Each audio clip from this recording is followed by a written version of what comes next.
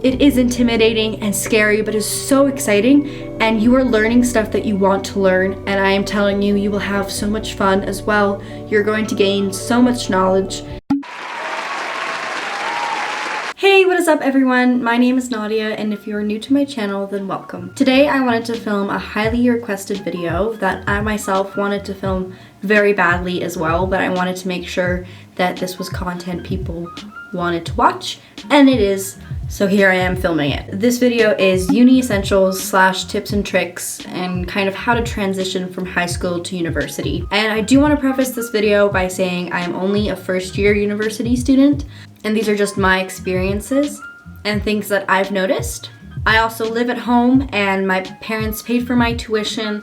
I don't have to worry about moving out and any dorm essentials, nothing like that. So if that's what you're looking for, unfortunately this is not the place. But I do have a lot of things that I've noticed, that I've heard about, that have helped me. I am in my second semester. I go to a smaller school. So if you're going to a school with, where there are usually 100, 200, 300 people in your classes, my experience will be a little bit different from yours. The maximum amount of students that can be in my classrooms are 40. With the exception of this semester, there were 3 classes combined and we have 160 kids altogether, and it's new for me, but usually I have pretty small classes, and that's why I chose the school that I did, but I will get into all of that. So I did want to start off with the first day of school. This is your first impression and it's an important one. So be on time. My first tip would be to go to the school before school starts and find where all your classes are. I did this with my mom and I found that it really helped, and it gave me a lot more confidence just already knowing where to go. I know that some schools do orientations and they kind of show you around in big groups, but you don't really get to see where you are and get to go in and just explore for yourself. So I do recommend going to the school prior to classes starting. So it's the first day of school, you're on time, and then you get into the classroom. I really highly suggest sitting in the front. I have bad vision and I need to make sure the professor knows I'm there, so I sit in the first 3 rows. And also, the place that you first sit is usually the place that you're gonna stay seated. I don't know if this is the same for everyone, but I have noticed this in both of my semesters. So the person to your left and your right are like your lifesavers. Because the second tip is, if you miss class, you need these people's phone numbers, any type of contact information to have them send you notes. Because missing a class is like missing a whole chapter, and it's something you really want to try and avoid at all costs. So usually on the first day of classes, your teacher will go over an outline, and this outline has sort of all the information that you need to know for the upcoming semester, and that's why they cover it, obviously. I color code all of my classes, and I will show you footage of that. I have a color for each of my courses, and I take 4. But on this outline, you have all your important exams, midterms, papers, all of that, in addition to their email, their full name, which is important, office hours, and let me just cover these. Their email is important because you have to send them emails if you need information on anything. I do want to clarify that you shouldn't email your teacher every time you have a question, because actually some professors do have email etiquette and they only give you certain reasons that you can email them, because they are human beings and they do get overwhelmed with the amount of work that they have to do. Don't email your professor if you were sick and you missed a class, or you're going to miss a class. They really could care less. That is when you contact your friends or acquaintances that you make, but I will talk more about that. Their full name is important because it's the way that you're going to be addressing your professor, and they really stress this, that they don't answer emails if you say hey or yo. And office hours are usually the times where you can go to see them one-on-one in their office. So it has the office number and the day and the time. I'm not sure if every professor does this, but please take advantage of this because not a lot of people do, and they can sort of help you out and maybe even give you info that they wouldn't give the rest of the class. Another tip I do have, since this is a professional atmosphere, is to take a look at your closet and maybe throw out some of the things that, would not present you in the best way, because university is sort of your last step, and however long you're in there, 4, 5, 6 years, the professors then recommend you to the job that you will be doing for the rest of your life. So you really need to try a little bit harder. And it is going to be your own schedule that you pick out for yourself and the classes that you enjoy and money that you're spending to be there. So put in that extra step just to show them that you really care. For materials and supplies to bring with you, personally, my school, most of the professors have spoken about no electronics in the classroom, so laptops or phones.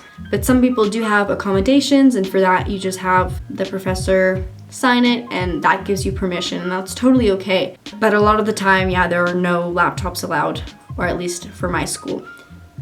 But a lot of schools do allow laptops, and I know that it helps a lot of people. I just don't have many tips on how I would take notes on a laptop because I do use a notebook. I really like that traditional style of just taking notes in class and then referring back to the PowerPoint at home. Some professors' PowerPoints are really useless to just look at when you get home, so I would take notes. But some professors' PowerPoints are very detailed and you can just not take notes and go home and kind of refer to the textbook and the PowerPoints.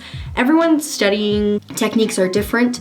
This year I have integrated a new technique, which is rewriting notes, and I've always heard of people doing that, and I'm like, that takes so much work. Why on earth would you ever do that? But I have started doing it. I have this like little notebook that I usually start the year off with, and I write just the ugliest notes ever, like chicken scratch, and then I come home into my big nice notebook and I rewrite the notes, and it helps me so much to memorize as well as to just organize and then highlight and all of that stuff. I just find rewriting so good for the brain and so good to review, because the more times you review, the easier it'll be to do your exam rather than cramming the night before. And that's just a known fact, but it really is important to read, re-review, all of that stuff. Another question I got is studying and time management skills, specifically for exam season. I would say that in university you have to do homework every day.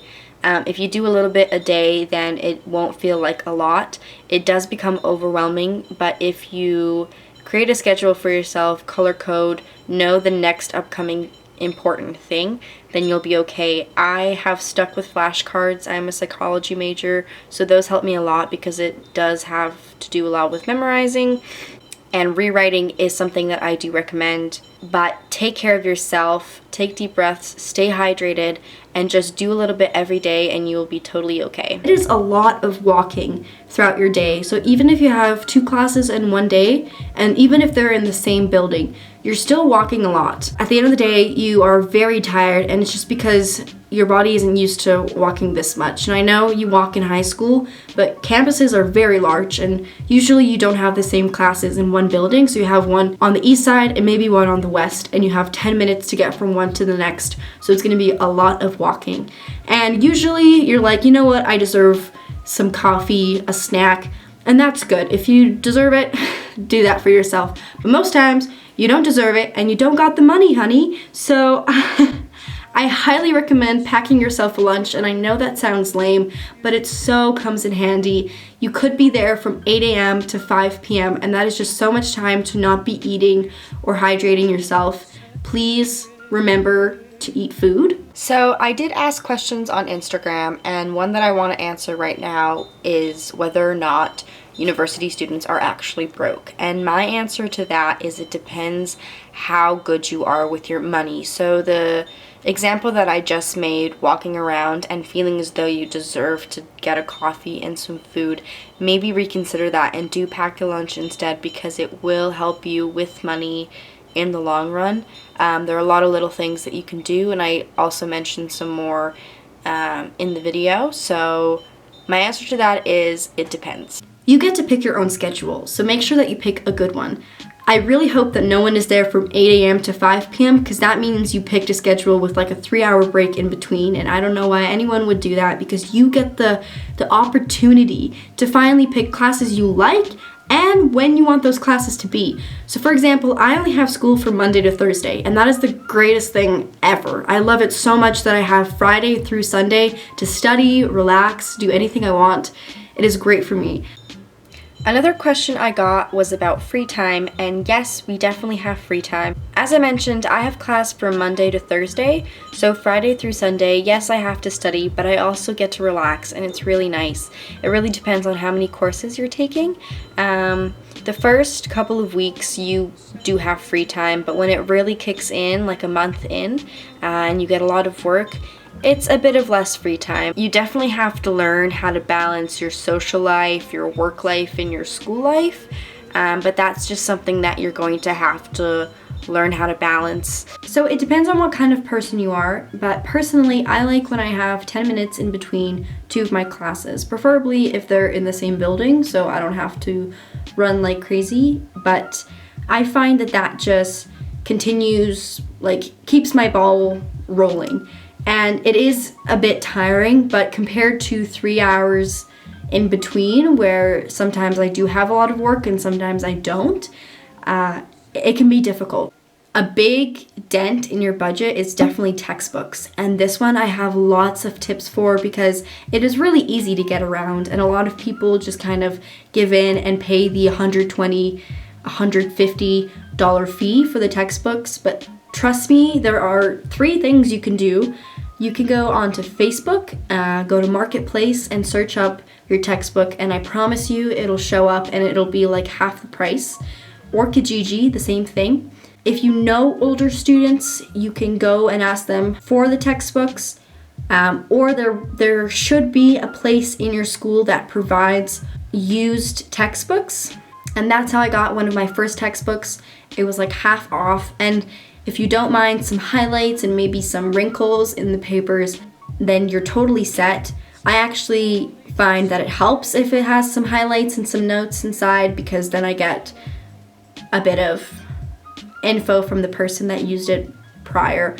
But yeah, you can save a lot of money on textbooks. You just have to be smart, and you don't need textbooks right away, so make sure you know which one you need, which edition, because there's usually lots of editions to choose from. And then go onto Facebook and go to where they sell used textbooks at your school. Lastly, I just wanted to say to explore campus. Universities are stunning. There are new buildings and there are old buildings, and both are very interesting to look through. I have a library that has 4 floors, and each floor there's something new and something exciting to see. I just find it super cool. Take advantage of where you go. There's just going to be advertisements everywhere for clubs, so definitely check those out. I am trying to take more advantage of my ID card that I get, because I get to go to the gym there for free, and our gym has a lot of things to do. We have squash, we have rock climbing, and just even going to the gym there instead of, going home and then going to my local gym. If I'm already at the university, why don't I just bring a change of clothes and go? It's so good for you and it's free. So just take advantage of what your tuition pays for. Have fun, be yourself, but try. University is so much more fast-paced. I also got a question about the transition from high school to university. A big thing I want to mention is that professors are not going to look out for you. University is a very self-driven career.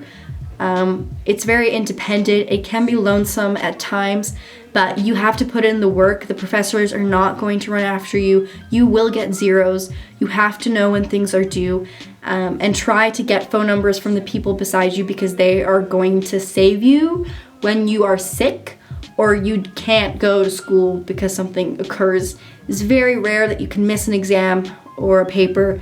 You will get zeros. But that's why I'm making this video, so I hope that my tips have helped you. And honestly, you just have to realize that you will get into the groove of things quicker than you think, and everybody's going through the same thing, and everyone's scared and intimidated and nervous. But once you get into the groove of things, it is a really amazing experience. If you guys liked this video, please give it a thumbs up. Comment down below if you liked the video, if you want a part 2, if you have any questions or concerns, and share this video with your friends if you think that it'll help them in any way. Thank you for watching, and I will see you next time.